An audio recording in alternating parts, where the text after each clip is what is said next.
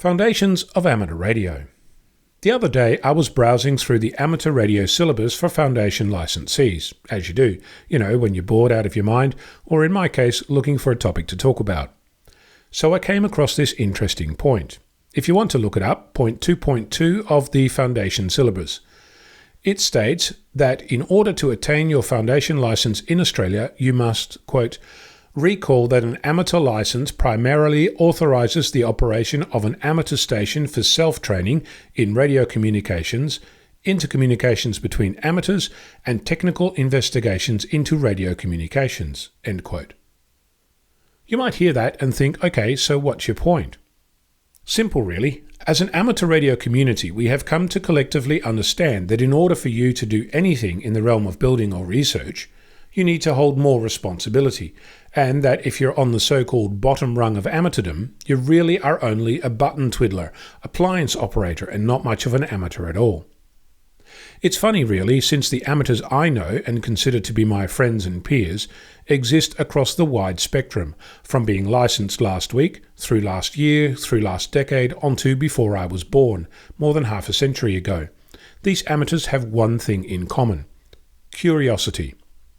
They like to explore, to investigate, to understand, to learn and to try stuff. Many of these amateurs have a foundation license, like I do, and their skill in exploring has very little to do with their level of license and everything to do with their approach and attitude. I know that I can just go about my business and ignore the noisy minority who continue to be derisive towards lesser amateurs. But I think it's important to highlight that my personal experience does not match their vocal opposition towards those who hold different opinions, find different things interesting, bring different approaches and attitudes, or continue to be excited by this hobby.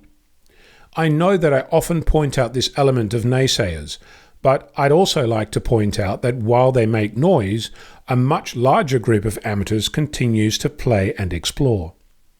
A couple of years ago, when the ink on my license wasn't even dry, I was dragged, almost kicking and screaming, to a national amateur conference by a fellow amateur and good friend. I resisted, but his insistence saw me pack my bags and head over to meet a group of people who share this amazing thrill that I experience with amateur radio on a daily basis.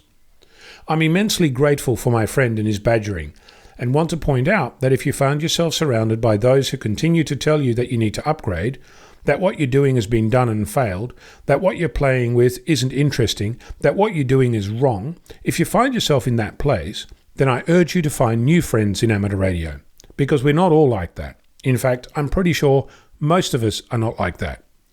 It's just that the know-it-alls are good at telling you so, and the quiet achievers just get on with it. Find a friend, explore an idea, try something new, visit a new club, or go on an adventure. Amateur radio is and should be fun, and if it isn't, you're looking in the wrong places.